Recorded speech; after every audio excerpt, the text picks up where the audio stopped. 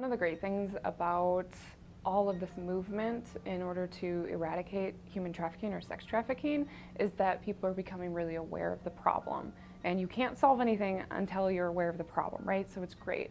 What needs to continue to happen, though, is that we have to deal with the root cause of human trafficking. So human trafficking is caused by all of these differences and rationalizations, but at its core, sexual violence is what impacts the world. It's a form of sexual violence that we're seeing. So until we can start to make the connection to why there's so much sexual violence in the world and what rationalizations are happening inside of people, inside of hearts, inside of our communities that allow sexual assault or incest or intimate partner sexual abuse or domestic violence to happen, we're not really going to be able to eradicate sex trafficking.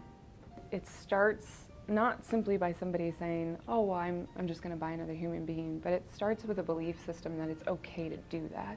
One of the first things that people do is they create a difference between not only ourselves and victim survivors of human trafficking, but also within human trafficking, right? So we tend to look at women who are being prostituted very differently than we look at women who are kidnapped and brought over. We look at focusing most of our attention and all of our resources on rescuing women who have been brought across the country or brought overseas or are being trafficked throughout the interstate lines as the primary victims that we need to be paying attention to.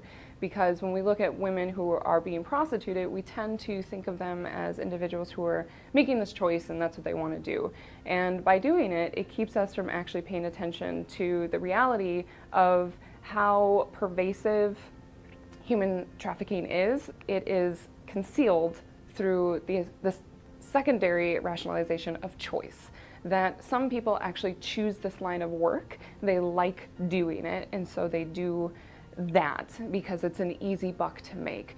Well, why do you go to strip clubs, or why do you always have to have strippers at bachelor parties? And people rationalize it by saying, well, because they like doing it, they're going to be doing it, they're paying for their college, so really I'm just helping pay for somebody's graduation, present or whatever it is. And the last thing that we do is we start to suggest that they actually enjoy doing it. And we build up this idea that some women just really enjoy having sex.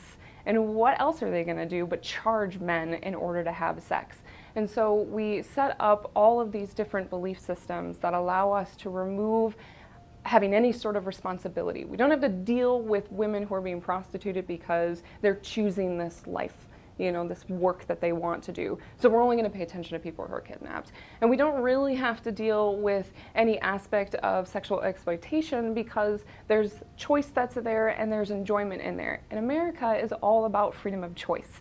And so that is how we sort of conceal it and stop paying attention to the reality that all victims and anybody who's put in a situation where they have to sell their body for their livelihood, for food or for shelter or for safety, is in fact a victim of sexual exploitation and sex trafficking and or being prostituted by another individual.